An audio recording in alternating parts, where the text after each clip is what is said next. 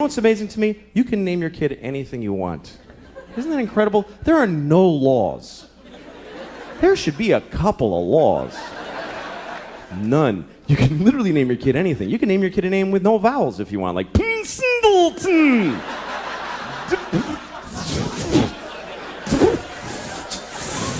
Just 40 F's, that's his name.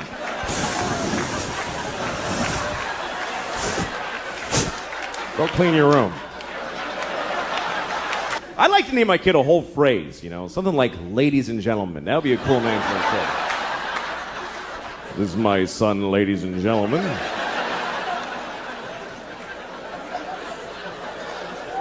Then when he gets out of hand, I get to go, ladies and gentlemen, please!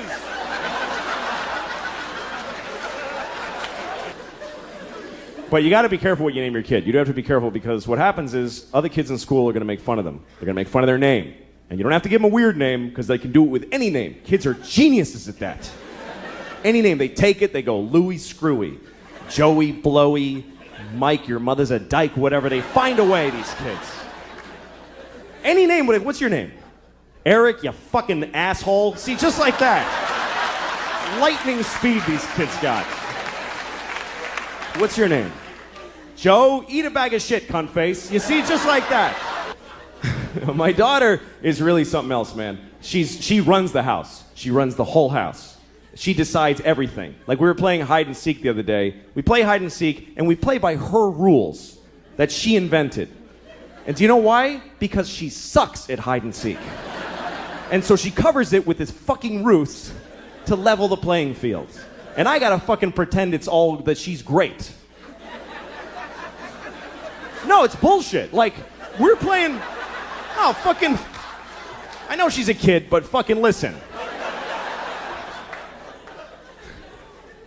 When it's my turn to hide, she tells me where to hide. She tells me where. She goes, hide in the closet, Papa, but you're gonna know where I... Hide in the closet! All right, fuck, I'll hide in the closet. Good, fine. Now I'm standing in the closet like an asshole. She comes in, I found you. She's like shitty about it, like, I found you. And I'm like, wow. How did you figure out where you told me to fucking hide?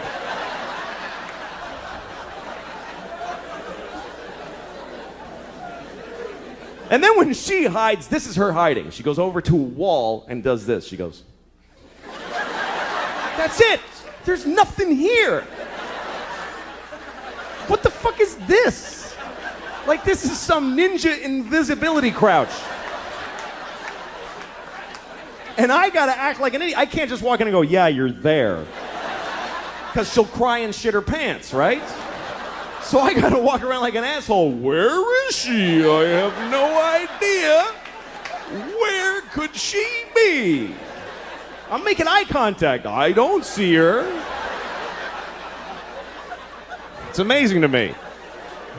The other day we're playing, this is how things have gotten in my house, okay? Here's a very good example of where it's gone. We're playing a version of hide and seek where my wife and I have to decide together where to look. She likes that. She's like, Mama, you tell Papa where to look. Okay, well, fine. So she's over there hiding like this, just in plain sight.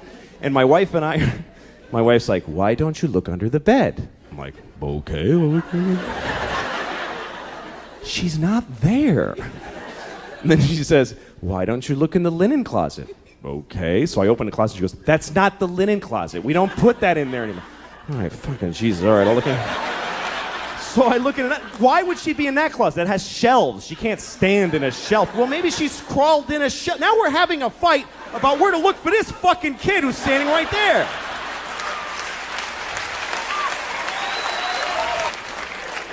She totally runs the house. I remember Halloween last year. A couple of days before Halloween, my wife comes up to me and she's like, we have to get you a cat costume. No, we don't, actually. No, we do, because she thinks you're going to be a cat. I don't know. It's like she's a guy with a gun in the other room. That's what it's like. She's like, she thinks you're going to be a cat. I don't know how she got it in her head, but she's expecting to be a cat on Halloween. I was like, well, tell her to go fuck herself, because I'm not doing it. I'm not afraid of her. She's 2. I'll fucking fight her. I could take her. I could beat the shit out of thousands of 2-year-olds all day, just walk around. They would never even gang up on me. They suck. I'm not afraid of her. So my wife decided that she wanted to get pregnant again. She decided it. And this is back in August. She told me, you need to be in town next week. Why? Because I'm getting, I'm ovulating. So, like, not do you want another kid, just be in town. That's how she handles it. I'm like, I don't want another kid, so fuck it. And she's like, all right. Next week, she starts blowing me, right? Now, she hasn't blown me in, Jesus, I don't know if I've ever been blown. That's how long it is. She's blowing me on the day she's ovulating. I'm a fucking idiot. I'm like, yeah, you love it. Like, I think she digs me now. Fucking stupid. So she's having another baby any day now. She's due, and it's true. She's fucking the whole thing.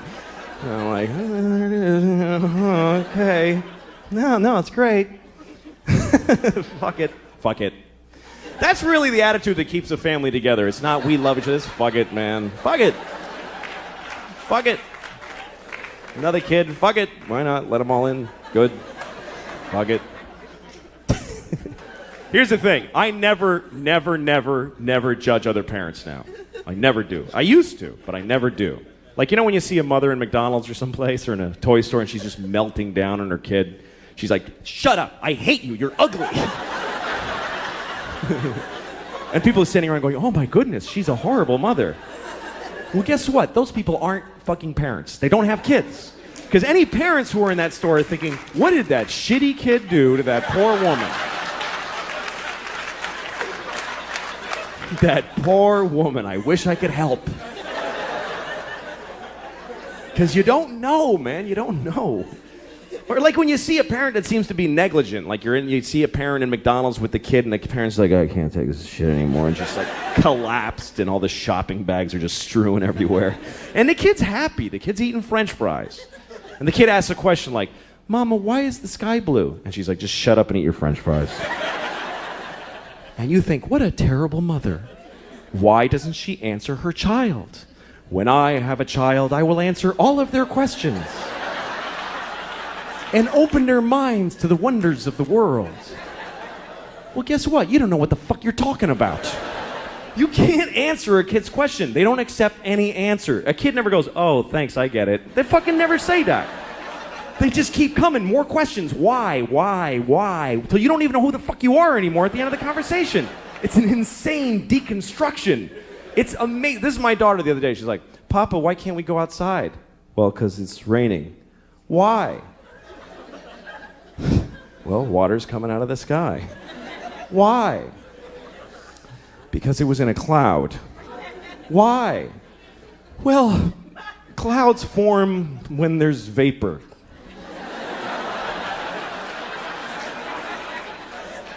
Why?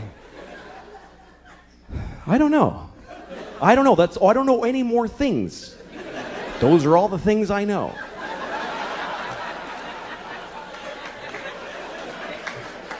Why? Because I'm stupid, okay? I'm stupid. Why? Well, because I didn't pay attention in school, okay? I went to school, but I didn't listen in class. Why? Because I was high all the time. I smoked too much pot. Why? Because my parents gave me no guidance. They didn't give a shit. Why? Because they fucked in a car and had me, and they resented me for taking their youth. Why? Because they had bad morals. They just had no compass. Why? Because they had shitty parents. It just keeps going like that. Why? Because fuck it, we're alone in the universe. Nobody gives a shit about us. I'm going to stop here to be polite to you for a second. But this goes on for hours and hours, and it gets so weird and abstract at the end. It's like, why? Well, because some things are and some things are not. Why? Well, because things that are not can't be. Why? Because then nothing wouldn't be. You can't have fucking nothing isn't. Everything is. Why? Because if nothing wasn't, there'd be fucking all kinds of shit that we don't like, giant ants with top hats dancing around. There's no room for all that shit. Why? I'll fuck you. Eat your French fries, you little shit. God damn it. Thank you very much, everybody. Good night. Thank you. Afternoon, I haven't seen daylight. The drapes are all down because I sleep during the day. All right. 3 p.m. I'm fucking hungry. I get room service, go back to sleep, wake up at like 5, go to this shit mall, get a soft ice cream, watch a movie, go to the comedy club. The manager says, "How you doing?" And I go, "I'm all right." I just spoke my first words to a human being. Do a show, up all fucking night because I slept all day. Fucking nobody to talk. Calling the West Coast because some of those people are awake a little Jerking later. off and eating too at night at fucking 2 in the morning. Jerking off is just part. This is like the time, like the clock running. You're just constant jerking off. Calling people on the West Coast who I don't even know it very well because I want to talk to somebody. Anyway, multiply this by 2 weeks or so on the road. I retreat even more and more from people because I feel disgusting for what I'm jerking off to during the day. And then I go home to my wife, and it's like coming back from Vietnam. I don't relate to my family anymore. You wouldn't understand. I'm Bruce Dern, fucking taking off my clothes and walking into the ocean. I just fucking can't relate to society. Sell the car, anymore. sell the house, sell the kids. Yeah. Send that letter. Yeah, exactly. That Kurt's letter.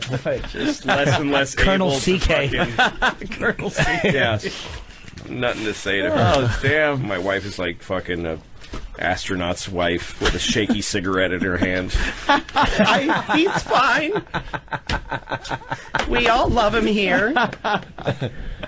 Very proud. When was the last time you saw your family? You've been on the road for a while, right? Yeah, well, this morning I'm in New York. We're all in the city, so I saw my family this morning. My wife came into the city only because we had to go to couples therapy, so she brought the kids. Today? Yeah, we went yesterday. You ever just yank your cock out and say, "Why don't you toot on this for a few minutes?" That's how you got to do it, man, as a married guy. Holy shit, that's a great idea. How's that working out? If I did that, she would just do whatever she was doing. She wouldn't even look. We don't look at each other. And if I took out my dick and said, "Why don't you toot on this for a while?" she'd keep whatever fucking emailing. She'd be looking at whatever real estate wherever she wants to live when she leaves me. She'd be like, "I'm sorry, did you say something?" And the counseling It would be nothing. The counseling is obviously her idea. Oh no, I wanted. You went for it. Yeah. I'm the one who said I wanted to go. This fucking guy we did it last time we went. It's a double session. It was $800. Wow. $800. What does he do? Eat both your assholes while he talks to you? Jesus. That's $800. wow. How's it? Is it doing anything? Oh, it's great. Everything's great. It's great. Everything's great. Worth every penny. It's fantastic. Great. Yeah. $400 a person? Well, it's $400 an hour. He don't break it up by the person. Oh, you go 2 hours? Yeah, it's couples. What is it? A drive-in movie? He puts her in the trunk before he drives. Hey, there's only one person here. Is there anything Listen up, honey. Is there anything you could share from those get-togethers? Well, no, not anything about us. The guy, though, the first day, he's telling us about it. A lot of times they tell you about other couples to give you comparisons. And he's like, "Hey, I know a couple," because I'm on the road a lot and I work a lot. So he's like, "It's hard for people with careers. I know a couple. She's a lawyer and he's a sports writer."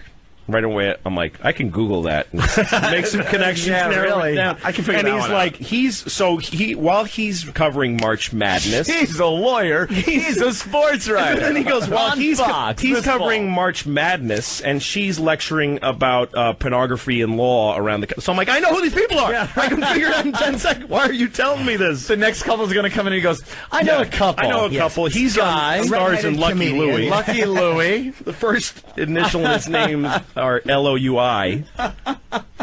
Fucking douche. That's got to be something, though. You ever sitting there and listen to, like, a therapist or something and go, like, he doesn't get this at all? Or... No. Well, the thing is, what happens in therapy is you get it. You really say the shit. It's only because my wife, I know she doesn't have XM in the car she's in that I can say that the other day she said, she pointed at my head and said, "I hate him." Oh, at the head. Yeah, at my head. Oh, God. So here's the thing. You get in there and you fucking have it out. You say everything. And then you get addicted to that. And you can say, outside of the therapist's office, you can say nothing. Like, outside of the therapist's office, we're just, like, at home, we're just, like, just bullshit talking about, what did Rosie O'Donnell say today? Like, we can't. But if we start talking about anything real, it gets lightning rodded to what we fucking have said to each other. And if he's not there, we're going to kill each other. Wow. So we can only talk for 1 hour a week. She said, "I hate him." And we spend all the other hours of the week in this strange avoidance. If we were in a boxing ring during the week, people would be whistling and throwing paper and do something. And then for that 1 hour, oh yeah, motherfucker, it gets hot in there. I don't. Oh shit! I don't know how far we can take this, but why do you guys hate each other? Or can you discuss that? What did you think when she said, "I hate you"? What did you feel when she said, "I hate you"? I hate you too. Okay. Is it just over time, slowly but surely, the relationship broke down, or is this? Was there? Oh, we got 2 kids. I think it's like this for almost any marriage, except for that we have. The thing is, we have a traditional marriage. I make all the money, and she raises the kids. But we have a traditional marriage in 2007, which means that you can't just say that. Not traditional. No, I don't get to say, I bring home the bacon. Right. You watch the kids. You fry it up in a pan. Fry it up in a pan. Yeah, it doesn't work like that. I bring home the bacon, I fry it up in the pan, I feed it to the kids, and if I mention that I pay the bills, I'm a fucking asshole. Like I'm a piece of shit for, like somehow I'm being... prehistoric but it's true that I pay them, so it's hard. Like marriage is harder now, I think, than it ever has been. And it's not like this guy, he wrote a book, the guy we're going to, and it's all about how it's hard for marriage now because when the women work. My wife doesn't fucking work, so your theory of your book goes out the fucking window. Yeah, it's hard, but mostly it's because when you have kids, it's hard to fuck anymore, and you also care about your kids far more than you care about your spouse. I don't give a... I mean, my kids are my life now. I really don't give a shit about her. I really don't, because how could I next to my kids? I'm laughing because I'm fucking stunned. It's just like a stunning thing. The honesty. Yeah. The honesty. Well, it's true. If our kids... Look, I've got a lot of history with my wife. And... there's a lot. It's a complicated relationship, and I feel I feel a lot of push and pull in many directions, and I'm fighting really hard to save it. We're in therapy, and my whole life right now is focused on saving our relationship and getting it back to somewhere good. Right. Oh, but so it's the biggest deal in my life. But if my kids weren't here, I wouldn't even call her to say goodbye. I just walked the fuck. I wouldn't leave a note. I would just stop being near her you're fucking, that's the way you do it, cancerous body. You're saving it for it for the kids then. Totally. 100%. That's why I'm so glad I never had kids. Oh, my God. Because the whole thing you're talking about, like, I used to get ragged on for not doing things chores around the house. Right. I had these set chores to do. There weren't much, but it was like, why... I'm going out. It's a new career for me doing radio. Yes. I'm really like learning the trade at the time. This was, years ago. And she's not working, and I'm bringing home the money. And believe me, a lot more money than I was when we were both working, and I was knocking tin. Yeah. But then, well, the money you brought in just to help you out a little bit gave her the luxury of not having to work. Yeah, not having to work. Right. Which is kind of key, I think, to the whole thing. But then there'd be these little chores I would have. Like I'd have to take out the garbage, and it was my job to vacuum. And like if I didn't do it, I would be ragged on. Like I remember my mother fucking yelling at me for not vacuuming. No, and the thing is, to me, if you don't have kids, I don't get any of it. And that was it. If you're married and you don't have children and you have a bad week, get the fuck out. Why the fuck would you save a marriage that's stressful? Right. When you have kids, that's everything. You got to stay together for the kids because you got to be. It's not even that they need to have 2 parents to be together. It's just that you want to be there for your children because you fucking care about them. But you got to look at it on the other side. Like the thing about having kids too is that spend one day, if you have kids, spend one full day with them where you're like, every time I give my wife a break, I fucking totally realize what she's going through. It's fucking murder. You want to kill everybody in the world when you're alone with kids and you don't have, I have a job. Even when I'm taking care of the kids, I fucking got my computer on my knee and I'm working. Like I'm fucking writing a movie. You're still working. Yeah, I'll call just to make myself feel okay about the fucking trap that children feel like on a given day. I'll call my manager and just say, what's going on? And he'll be like, well, we just booked another O&A date in Camden. Oh, good. Go read a story to my daughter. You know what I mean? Because I'm not sitting in a room reading fucking The Happy Hen and nothing else is going on. I've got a show I just booked in Camden. I'm put on my website. There's people talking about me around the country, buying tickets to my shows, ordering my DVDs on Amazon. That helps me sit in a room and read to my boring little kids. Kids are... But my wife has fucking nothing except to focus on what a piece of shit I am for dropping cum into her and making people that have ruined her life. That's all she's got. So I actually completely see her side to it. We are, and what we found out in therapy is that we're trapped and that it's neither of our faults. So how? But that doesn't make us go, oh, the okay. only solution is killing the children. Yeah, that's it. That's throwing really... them into a garbage can and letting them die next to a rat and a milk carton. And you two just, like, spur of the moment, laughing, heading off to the Caribbean. Oh, my God, we'd have a ball. Just having fun like the old days. I actually think if, like, when I picture that, if we got rid of the kids, I would walk out the door. Actually, what I'd do is fuck her face, and we'd probably get off the place. Why don't you guys go on vacation together? Leave the kids with one of your parents for a few days, and seriously, go away for a few days. I want to punch you in the face for saying that bad? Oh, shit. Is that bad? I don't know. It's just so complicated. One of them, she's still breastfeeding the kid who's 2. Can't get the kid away from her. No, it's a mess. Never do that. Hey. Never do that. Wow, man. That's like walking up to a guy in a concentration camp and going, why don't you just take a little trip somewhere and get out of here? If you don't like it here, why are you hanging around? No, but I mean, you can't give them to, like, their parents or something like that? Because there's Nazis that will shoot me in the face if I leave. 2's too young to leave a kid. Wow, man. Yeah, 2, no, we can't leave the kid. Let's go to Minnesota, I think. Chris, what's up? Hey, love your show. Thank you. Hey, Louis, I completely agree. To me, I think I'm just a dick for my wife. You know, I'm just a dick in the house. Well, that one lost steam faster than you expected. Yeah, I know. He won't admit that he doesn't care about his wife either. Yeah. No, to me, I'm just a dick to the wife, and so. Hey, Jimmy, got a question for you. I'm sorry I did that. I'm embarrassed that I did that. I did. Who is that? That's Imus. His apology. Oh, jeez. Hey, Dave, Use it now for embarrassing phone calls. let's try to get this back on the rails. Yeah, go ahead, Dave. Oh, no, Louis, you're absolutely spot on. Same predicament here. You just go numb, man. You know, but I'm at the point where I couldn't give a fuck if my wife went out and got filled up with somebody else's cock custard. I'm done. Don't give a shit, man. I'm just holding on, waiting for the kids to graduate. Get the fuck out, man. I had my... Oh, no, if my wife cheated on me, it would change nothing. Yeah. It really would. You wouldn't leave her? It would be leverage for just the little things during the day. That's all it would be. You wouldn't leave her? No, because I can't...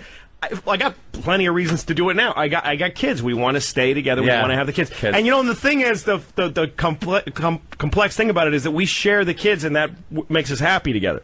Like we, as parents, we're fucking the best friends in the world. We watch our kids do fun shit, and it's hugely rewarding. That's the two of us. Common denominator there. Yeah, exactly. So like we'll be hissing at each other. I hate you. I'll never suck your dick again. Fuck you, you whole fucking whore. Oh look. Oh look what she did. Oh my God. Oh, isn't that cute? So we do, but that joy that we share with the kids, totally real, and it's actually making life worth living. So that's the thing that's complicated about it.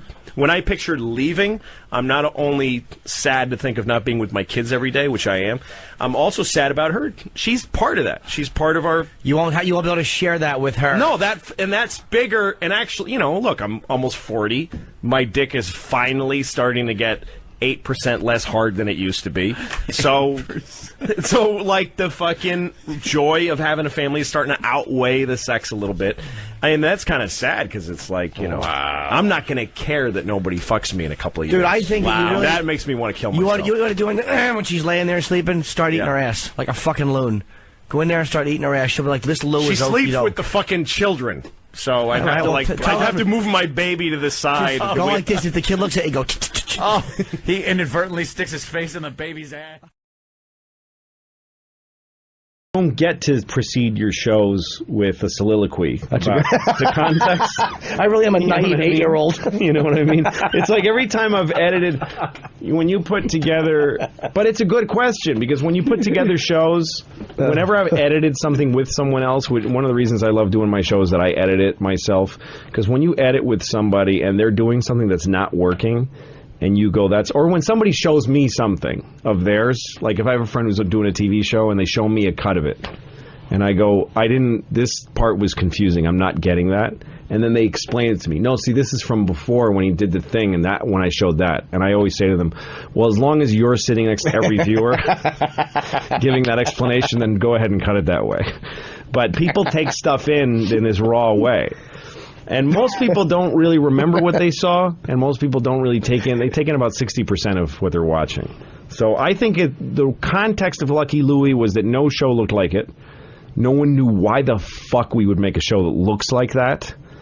And no one had ever seen a show that had a basic 3-camera family format where we would say cunt and fuck.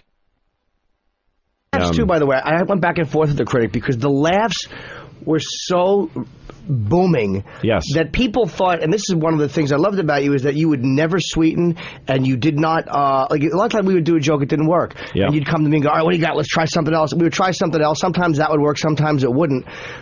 But you always left it. If the joke didn't get a 9, you left it as a 6. You didn't change. Those were real laughs. Well, a show is supposed to have a ebb and flow. Any scene in any show should have a quiet part, a loud part, explosions, parts where you come back a little bit. It's like watching a baseball game. You're watching a game develop. You're watching the show, you're watching a guy's at-bat develop. You're watching him work the count to 3-1, whatever it is. And then you know, wow, there's potential now because there's 3-1. Oh, fuck, he missed. So now now it's even potential. You're watching this, and then when the guy hits a home run, it's a huge victory. But the way people make TV now is that they just wanted to... I mean, what would it be like if every baseball game was just home runs? Right. Home runs. No, not even outs, just till everybody gets tired and goes home. Yeah. It's boring.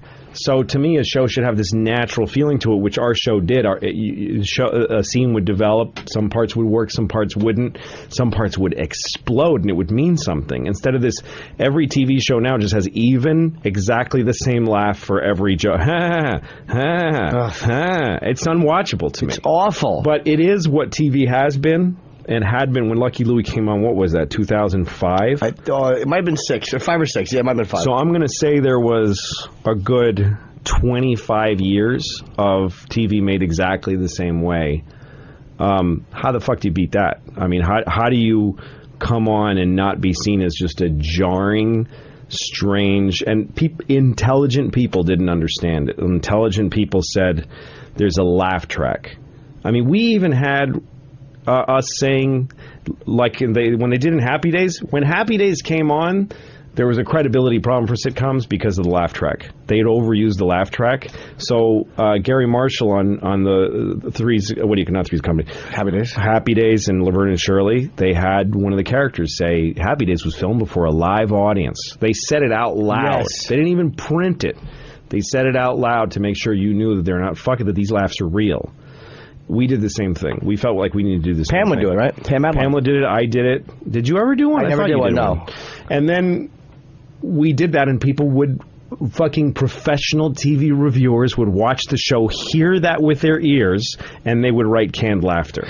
You know what's and this is what they didn't see, is a lot of times before the show, you'd go out and talk to the audience, and I remember you saying something to the effect of, don't laugh if you don't think it's funny. If you think it's funny, laugh. If you don't think it's funny, don't laugh. You kind of told the crowd it was okay just to relax and react naturally, which to me just makes people feel comfortable to laugh. Well, I still say that when I film stand-up for my show now, because a lot of my show has me doing stand-up at the club, at the Comedy Cellar, I tell that audience, because every audience thinks they're an actor in the show. But they're supposed, because you go to like Letterman or TV tapings, and they tell you to really go nuts. And I don't think anything sickens me more than manufactured enthusiasm. People when, this guy, woo, and they all go fucking bananas. It's hard. You're left out of it. I don't think anyone, I remember when I did Hilarious, the first time I did produced my own special was Chewed Up, and the producers said, we want you to look like you're a rock star when you walk on that stage. And I said, why? I'm not. I'm a comedian, and when I'm watching something, I don't like Dane's special Vicious Circle when it comes out to and there's a stadium of people cheering him on. If you're a new viewer and you don't know who this guy is, you're like, well, I guess this is some party I missed, because I just want to watch a person go on and earn their credibility from scratch. So I tell the audiences at the Comedy Cellar, don't have it. You're here because I'm doing a show for you. You're the audience. So make me earn it. Don't laugh if it's not funny. I also feel embarrassed when they're too hyped up and I walk out. I'm like, there's no way I'm going to live up to this. And I know you have put up to it. Yeah. exactly. When they do a special, I went bananas when I just used it, shooting for HBO, and they were having, we were doing Down and Dirty, and they were having the audiences laugh. Give us a laugh, and the crowd laughs. That's the worst thing in the world. And I've had fights with directors about that they want to get laughs for editing purposes. If you can't edit a concert without those extra laughs, you're a fucking moron. It's hard. It's a challenge. Like, I've had moments where you're trying to make an edit in a special that's got a hiccup in it and you go find a piece of a laugh somewhere else to use or a piece of applause, and it never ends up working anyway. You end up just doing another cut. But when they do that to an audience, they make an audience feel like assholes, and they lose a lot of your credibility before you come out.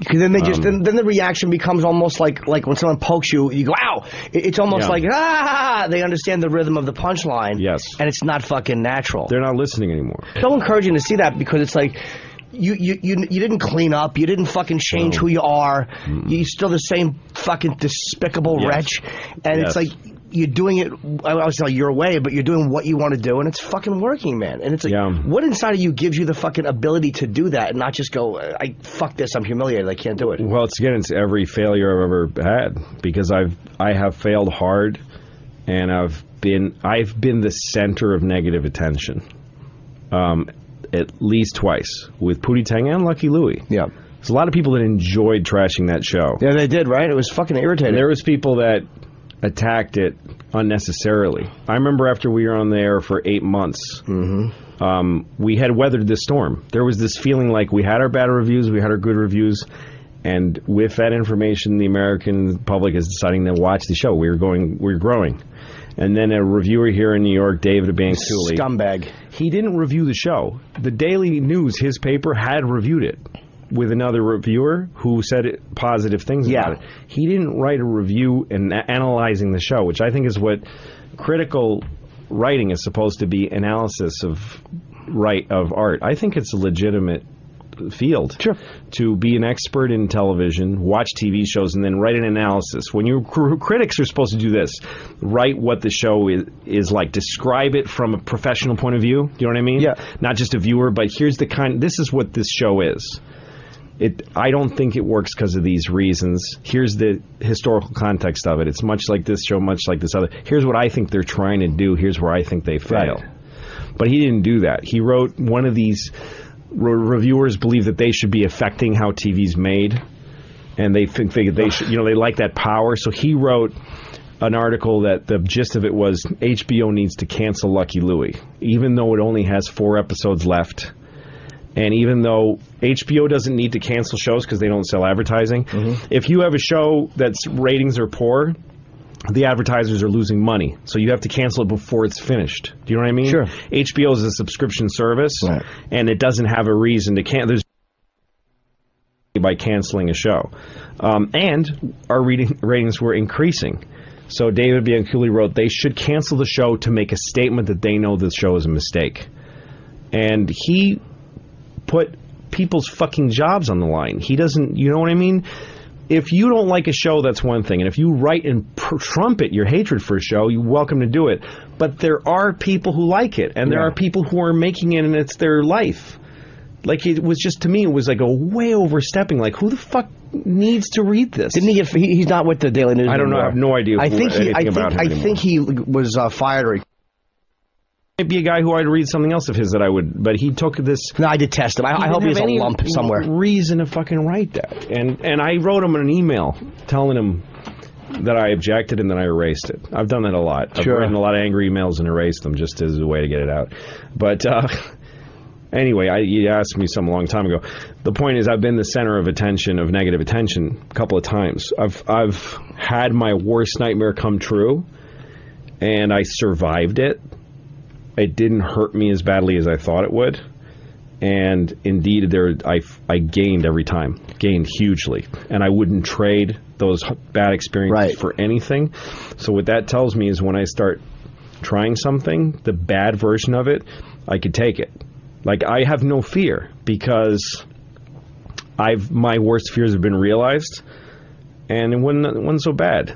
It would be like if you if you started boxing and you're like, I'm afraid to get punched in the face, anybody is, and your first few times you get punched in the face, you're like, I don't hate this. Right. And I'm good at the boxing. And I'm not dead. I'm not dead, I don't hate it, and I'm succeeding sometimes. Why? This is what I'm going to do. You know what I mean? And you have complete control here. Oh, at FX is totally unbridled control. But it comes with good. I mean, it comes with credibility. I've had failures, but I've turned shit out. And by the way, the 2 failures that I've had have both, in my view, been vindicated by people watching. People still watch. Like, you were just doing gigs last night. You're going to Tyler Perry's and Chuck Lorre's, doing the thing. You're touring, doing that part of the job. Yeah. The night of, I'm a comic, so the night that you knew that they were going to shoot Bin Laden, you're doing comedy. I was pretty funny too. Yeah. Yeah. But, is there some trick that you can share with us all of how you just sort of focus in on that? Is everything that immediate to you that you can compartmentalize that quickly? Or you just know that you have to show up and do the job? Yeah. Look, because you're a performer, this is true, and you're friends with a lot of comics. You like comedy? I love comedy, and who are your guys? Well, Pryor was an early one. Yeah. Dick Gregory when he was really, on the edge. But I love all. Seinfeld's a whole nother different type. Louis, I know is a buddy of yours. I love Louis. I think Louis is terrific. Oh boy, he just made his life. No, he just made his life. Mean, he's wonderful in such a self-deprecating but edgy kind of way. I mean, and basically good-hearted even when he's saying stuff that's pretty wrong. But you can there's a goodness about him that comes through. But look, I think that because life is very confusing. Even I'm 49 years old and I haven't found a cruising altitude to my identity. I'm still fucking confused. I get new feelings and they upset me. I don't like new feelings. I want to know what I like and get it and just die. That's what I want to do at this point. Like, I have a weird relationship with this movie that's on cable sometimes. It's called Magic Mike. You ever seen this movie? Magic Mike.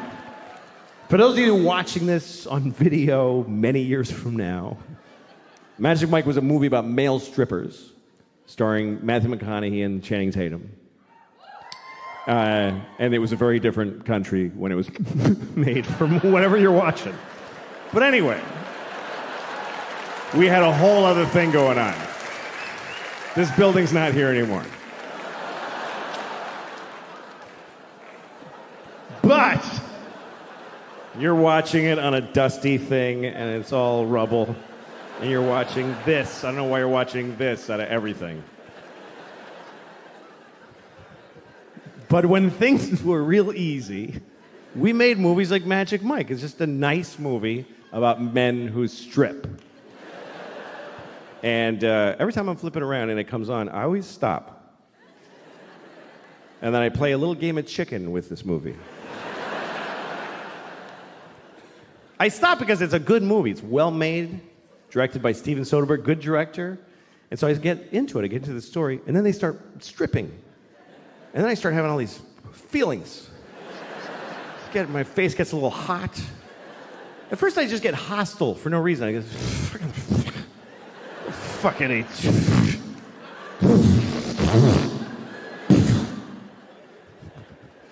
But then there's one part of the movie that I like. I have a favorite part of Magic Mike. So I always stick around for that part. It's the part where Matthew McConaughey, he's wearing leather pants, no shirt, and he goes, "The law says you cannot touch, but I think I see a lot of lawbreakers out there." I guess that. It's like perfect. It's the way he rolls out of him. I think I see a lot of lawbreakers out there.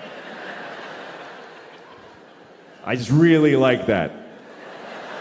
I like it. And when the movie comes on, I'm always like, all right, this gets to where he says that. And then he says it, and I'm like, fucking good. That's really good. I like it a lot. Here's how much I like it. I don't really do impressions, and I kind of nail that one because I think about it all the time.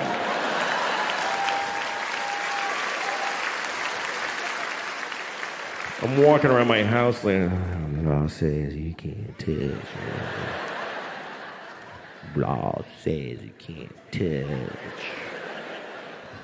And I go up to my dog, but I think I see a lot of lawbreakers right here.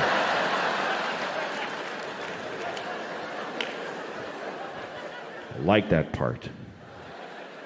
And then after he says it, all these strippers come on, Matthew McConaughey, all these strippers, Channing Tatum comes out, fucking...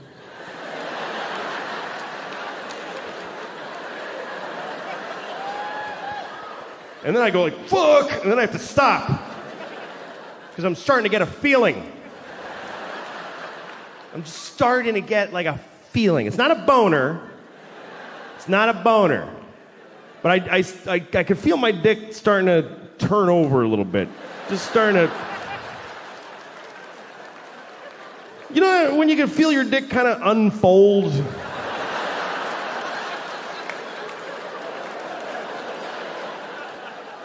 It's like a pool toy that's been blowing up for a while. The wrinkles are starting to come out. It's taking shape. It's like...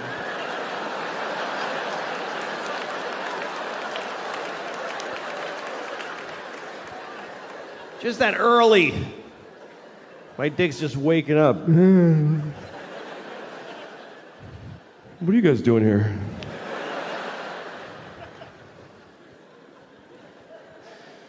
Anyway, I'll never watch the whole movie. I've never seen Magic Mike in its entirety because I don't want to see it.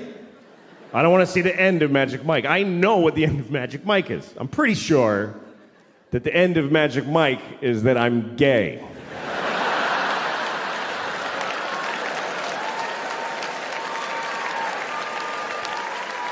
Pretty sure that's how it ends. I don't want to see the ending. I want to stay like this. You know why? Because I'm 49 years old. I don't want to enter the gay community now. This is not the version of me that's going to have an awesome time as the new gay guy. So fuck that. And that's my right, by the way, because that's about me. That is my life. I would never discriminate against another person for being gay. I wouldn't dream of it, but I have every right to oppress and discriminate against my own possible budding homosexuality. That's mine to just violently push down. Like it's a dude I'm trying to make blow me right now.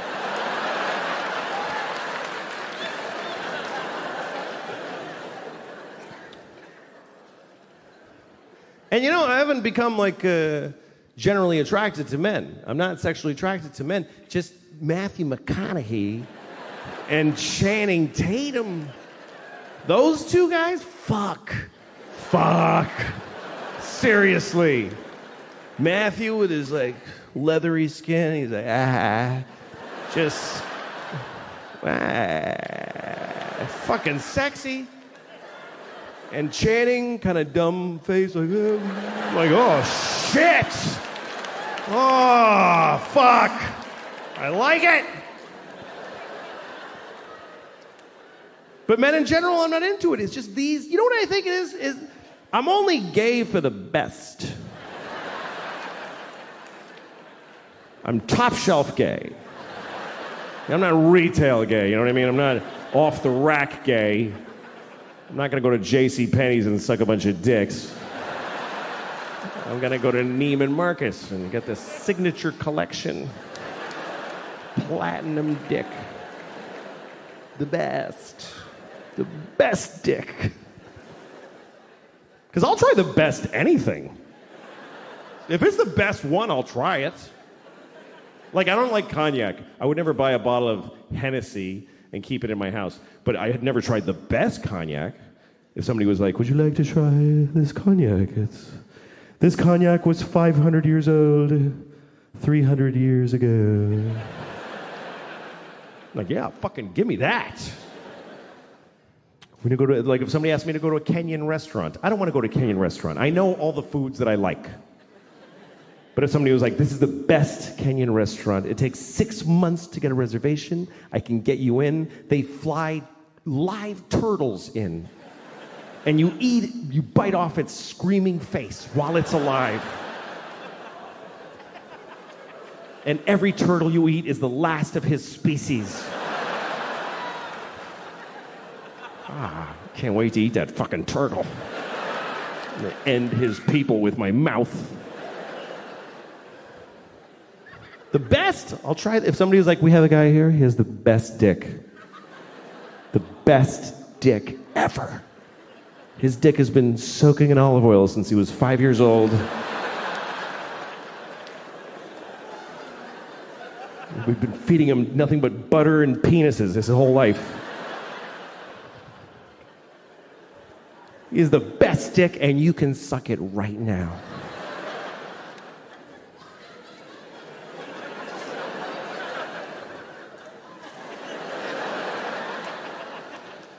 Well, let me see it. Can I see it? Can you take it out? Oh, shit, that's beautiful. Oh my God. That's my favorite thing now. Fuck, I shouldn't have looked at it. Let's bring it closer. I don't know what I'm going to do, but bring it closer, please.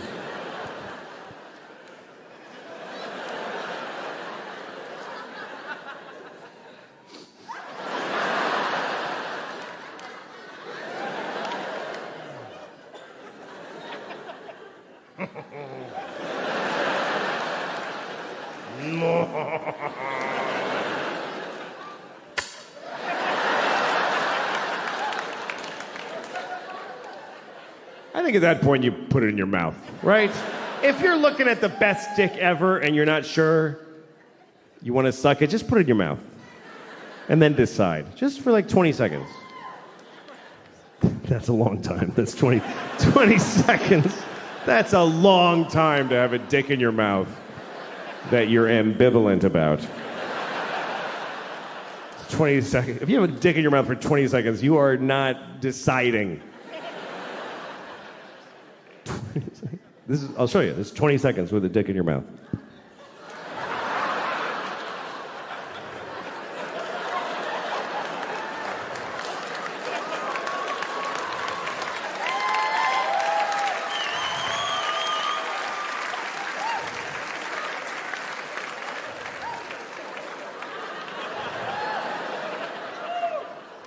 Nah.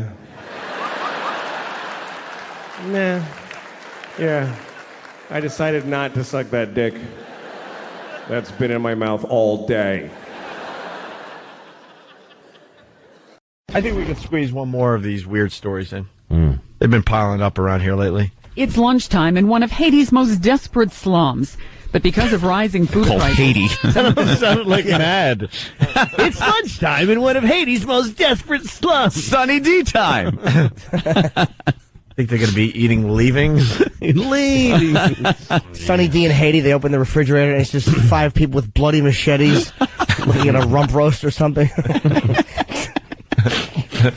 Let's say hi to Mike in Arkansas. Mike? Hey, guys. Hey. Hey, Jimmy, how much do hooker leavings cost? Leavings. Depends on the gal. Depends on the freshness.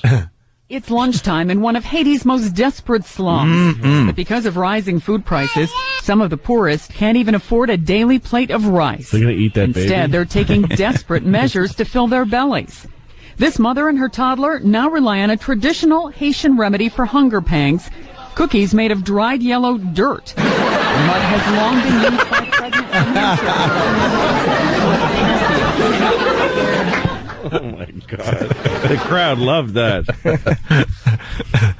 By the way, I'm not getting in trouble for playing that boring clip over... Why would you? All right. Because God wanted that played. There's a commercial here. I think it's a commercial that we're playing here in New York where Mike from Mike and the Mad Dog is talking about the Super Bowl. I guess he's doing little Super Bowl, like, tidbits or something. I don't even know. But his delivery is like, I don't want to do this. I'm being forced to do this. So here it is. He's got pizzazz, that guy. So I've been playing, like, the boring clip under his commercial read. What happened with the dirt cookies? They sound lovely. Yeah, let's Yellow cookies made from dirt. Yeah. Remedy for hunger pangs, cookies made of dried yellow dirt. The mud has long been used by pregnant women and children as an antacid and source of calcium. But now cookies made of dirt, salt, and vegetable shortening have become a regular meal for some. Food prices are up as much as 40% on some Caribbean islands after floods from last year's hurricane season damaged crops. Because of that, Caribbean leaders held an emergency summit to discuss cutting food taxes and coming up with ways to reduce the island's dependence on imports. Do you know? Haitian doctors say those who rely on the cookies are at risk for malnutrition. And officials warn the dirt can contain deadly parasites or toxins. This story reminds me. That's why I had to jump in. I was out for sushi the other night, and the rice wasn't as gummy as I like it to be, so my sushi fell apart. That's really Did you send it back and have it thrown into a garbage pail? I certainly did. I said, throw this away. No one will want this. No. That story reminded me of. It's worthless. Have a dirt cookie. They're eating dirt cookies. Dirt cookies. How awful. Don't call them cookies. No, they're not cookies. No, it's dirt. And it reminds me of when, and it's true, I took my daughter to dinner the other night, and I ordered her a plate of spaghetti and a cheeseburger. Wow. In case, because she's fickle. She doesn't know which one she wants. I understand that. A bite of each. If we're going to talk about food, can we play We Are the World or something? I need some music behind this. She took a bite of burger, a bite of the pasta, and the rest we just chucked in the gut. Throw it away. For the rats. The rats eat better than exactly than the Haitians in the city. I bet you the dirt cookies have some leavings, chips in them. Sure they do. Leavings. I gave my dog... I fed my dog fresh beef and vegetables for breakfast this morning. That's true.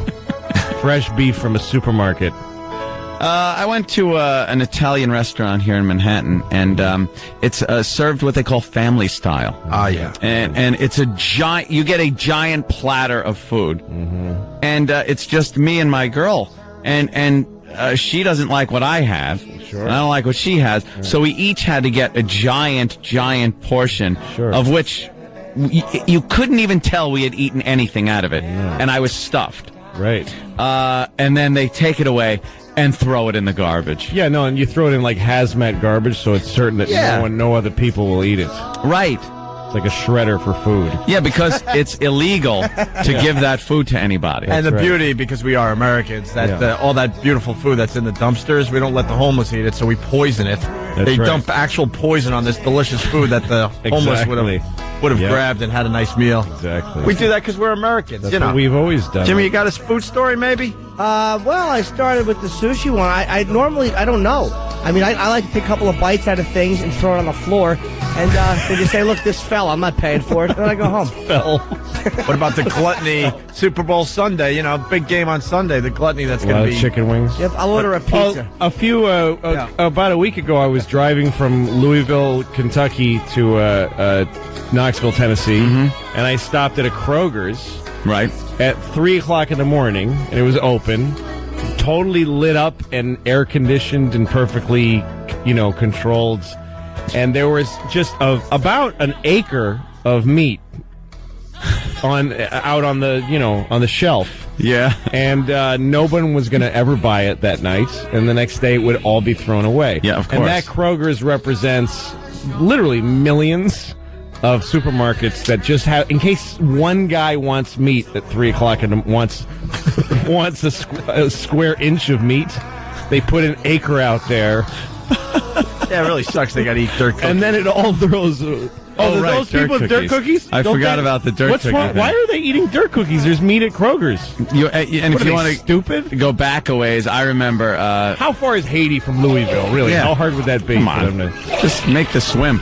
Yeah. When I was probably a little older than these children that they're talking about that are making dirt cookies, I remember going to Jack in the Box with all my friends at the end of a night of drinking. And we would get a breakfast jacks, they were called. Right. But we would get extra ones. Yeah. Just so after we eat our fill, we could drive by the Jack in the Box and throw them at the big windows in front. Food and just watch them slide down the window. Yeah. And would we laugh as that food, that sustenance, was just oozing down the windows. We have enough food here in this country to do funny things with it.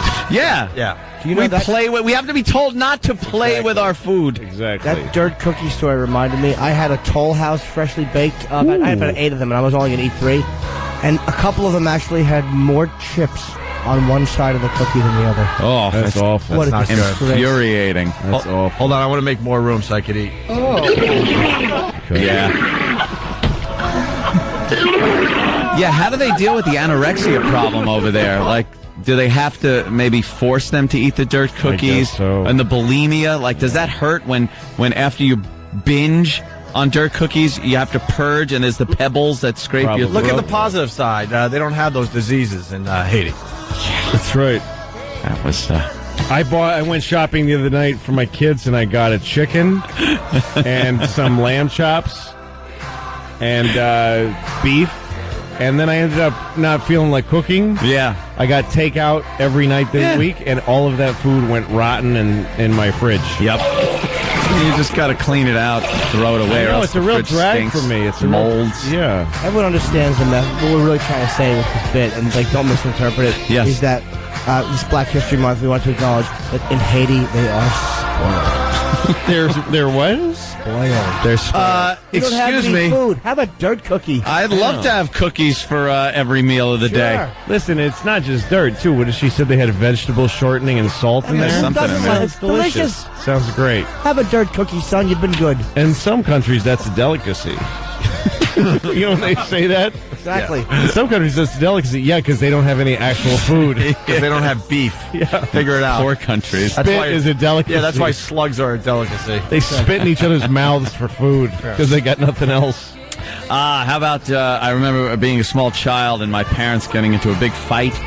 And my father taking a full plate, a big platter of spaghetti, and just throwing it against the wall and calling my mother an F and a C. And watching the spaghetti ooze down the wall. And it brought tears to my eyes.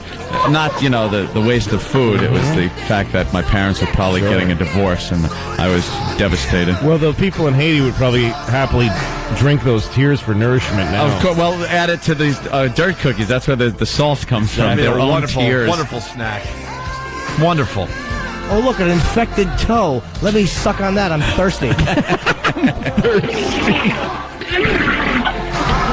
I have probably personally poured about 4 million gallons of milk down the drain. Just poured it down the drain. To feed a nation. Bought a gallon of milk. This has been repeated 50,000 times in my life. Mm-hmm. Bought a gallon of milk. Didn't even drink a glass of it. Made a cappuccino with an eighth of a cup of it. Yeah. And then let the rest rot. Come back home from the road and pour it out. Right. How about lunch meat? Lunch meat? Oh, yeah. We all get like a pound of ham or turkey or something. Give me a pound. You know what? Give me a pound, buddy. You make one sandwich and forget that it's in the fridge, and then right into the garbage. That's it. It's like Swiss the Bible cheese says. becomes cardboard. Stiffens up on it. Exactly. Teach a man to buy cookies. Boy, I screwed up. I've never actually read the Bible, but I just heard it's good. Oh, wow. Sorry. Yeah. Hello? Yeah, we were doing great, so. No, that's the thing. Wow. Give a nation grain and food and rice, and they'll eat for 20, 30 years. Yeah. Teach them that the dirt beneath their feet can be cookies, and the whole country will be dead in a week. Hey, this is interesting. The other day, a guy told me to suck a bag of dicks. That was interesting. I never heard that before. Total stranger told me to suck a bag of dicks. A whole bag of them.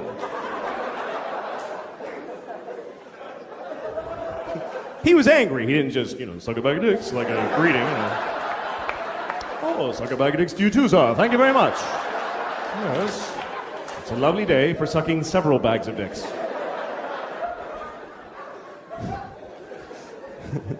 No, what happened was I cut him off in traffic. It was just one of those things where I had to get in, and no one was in my car to judge me, and I just fucking, I just decided he's not me, so I don't care what happens to him, and I just cut him off. It's just a shitty thing to do. And it was bad because he was coming fast because he didn't imagine in a million years someone could be that big of an asshole. And so when I did it, he had to slam on his brakes, and his dog went poof in the windshield. It was really very bad. Very bad. And the worst part is when you cut people off, they don't vanish. They're behind you now. So I'm looking back and he's like, fucking ass! He's so mad. And he keeps trying to get next to me because he just wants to see my fucking face. He's just dying. He's like, I gotta see this cocksucker now. I gotta see the fucking face of the piece of shit that just did that to me. And I keep cutting him off because I don't want him to see. I'm ashamed of what I did. Nope, you don't. Finally, we get to a red light, and I gotta face him. Only because there's a car in front of me. Otherwise, I would have fucking blown right through there. But there he is, just fucking furious. And I'm like, I know, it was awful. I shouldn't have done it. You know, I'm not mad. I was wrong. Why would I be mad? And he's like, well, fuck you. And then he starts going like this because he wants me to roll my window down. Like, I'm supposed to take part in my own abuse during this argument. You know, well, I'm sorry. I don't want to miss this. What do you have to say about me? Yes? How rude of me to shut out your anger with my... So I did. I rolled it down. I'm interested. And he goes, hey, asshole. And I'm like, yeah. He says, suck a bag of dicks.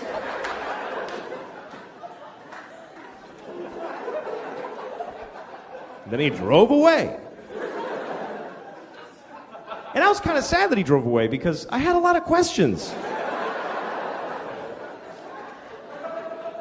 But that concept of sucking a bag of dicks, it's just weird. Like, first of all, when you picture a bag of dicks, what do you see when you picture a bag of dicks? Is it like a plastic bag and they're all mushed in together like chicken parts and with a date written on it with Sharpie, keep it in the freezer? Or is it like a paper bag and they're sticking out like baguettes, kind of like you went shopping? Bringing home a bag of dicks for the kids? There you go, Susie, take a blue one, you know, like a little... I don't know, they were hanging in a window somewhere, give me 2 of those.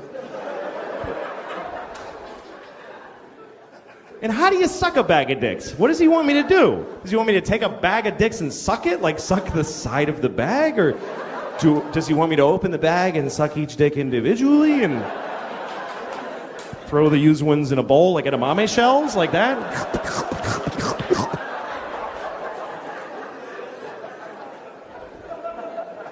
Do I have to make them all come? You know, like how...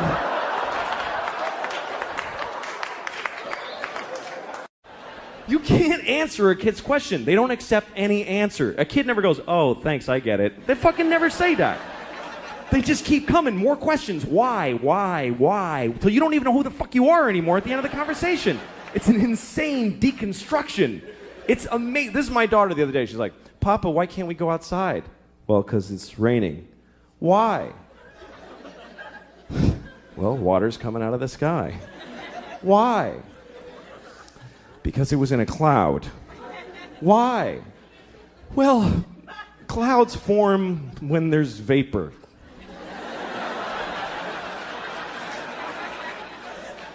Why? I don't know. I don't know. I don't know any more things. Those are all the things I know.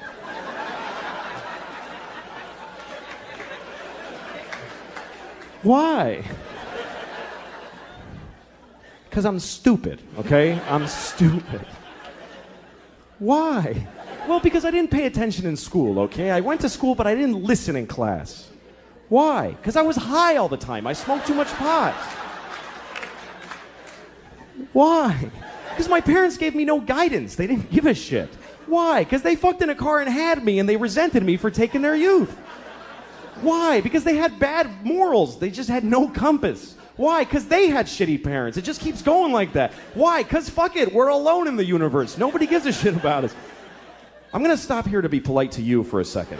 But this goes on for hours and hours, and it gets so weird and abstract at the end. It's like, why? Well, because some things are and some things are not. Why? Well, because things that are not can't be. Why? Because then nothing wouldn't be. You can't have fucking nothing isn't. Everything is.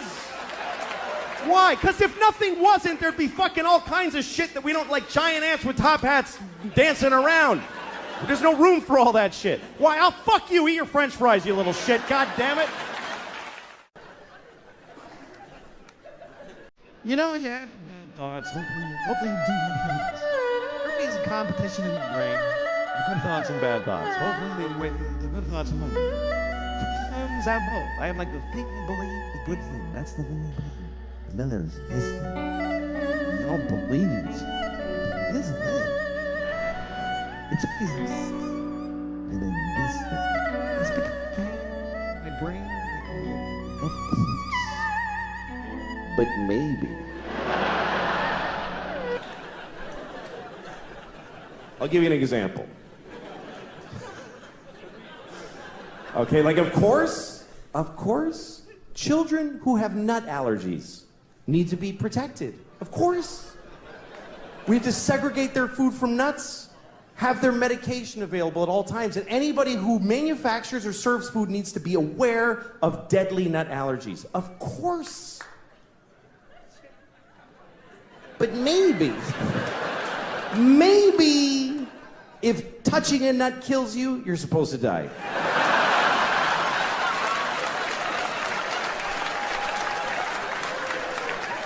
Of course not. Of course not. Of course not. Jesus. I have a nephew who has that. I'd be devastated if something happened to him.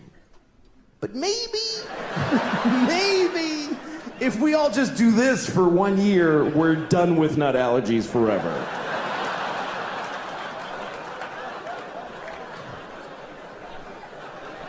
No, of course not. Of course, if you're fighting for your country and you get shot or hurt, it's a terrible tragedy. Of course. Of course. But maybe if you pick up a gun and go to another country and you get shot, it's not that weird. Maybe if you get shot by the dude you were just shooting at, it's a tiny bit your fault.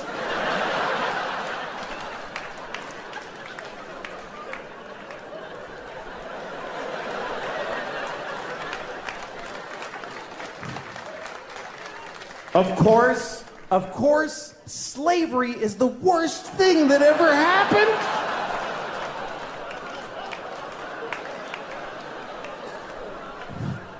Listen, you all clapped for dead kids with the nuts. For kids dying from nuts, you applauded. So you're in this with me now. Do you understand? You don't get to cherry pick. Those kids did nothing to you. Of course, slavery is the worst thing that ever happened. Of course it is. Every time it's happened. Black people in America, Jews in Egypt, every time a whole race of people has been enslaved, it's a terrible, horrible thing. Of course. But maybe every incredible human achievement in history was done with slaves. Every single thing where you go, how did they build those pyramids? They just threw human death and suffering at them until they were finished. How did we traverse the nation with a railroad so quickly? We just threw Chinese people in caves and blew them up and didn't give a shit what happened to them. There's no end to what you can do when you don't give a fuck about particular people. You can do anything. That's where human greatness comes from, is that we're shitty people, that we fuck others over. Even today, how do we have this amazing microtechnology? Because the factory where they're making these, they jump off the fucking roof because it's a nightmare in there. You really have a choice. You can have candles and horses and be a little kinder to each other, or let someone suffer immeasurably far away just so you can leave a mean comment on YouTube while you're taking a shit.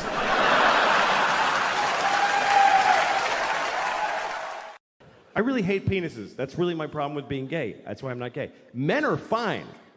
I'd like to have a boyfriend. That would be nice. I would. Every time I hear somebody say, my boyfriend, I'm always like, I want a boyfriend. Why can't I have a boyfriend? I'd like to have a big, tall boyfriend.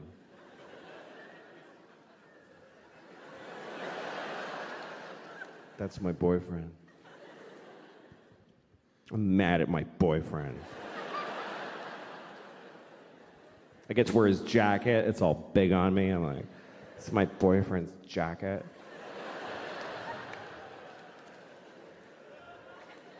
I feel safe.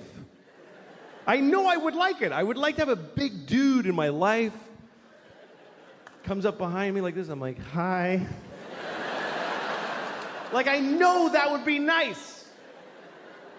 But in order to get all those parts, you have to have a fucking cock shoved up your asshole, like a hard dick ramming in your ass. Ah!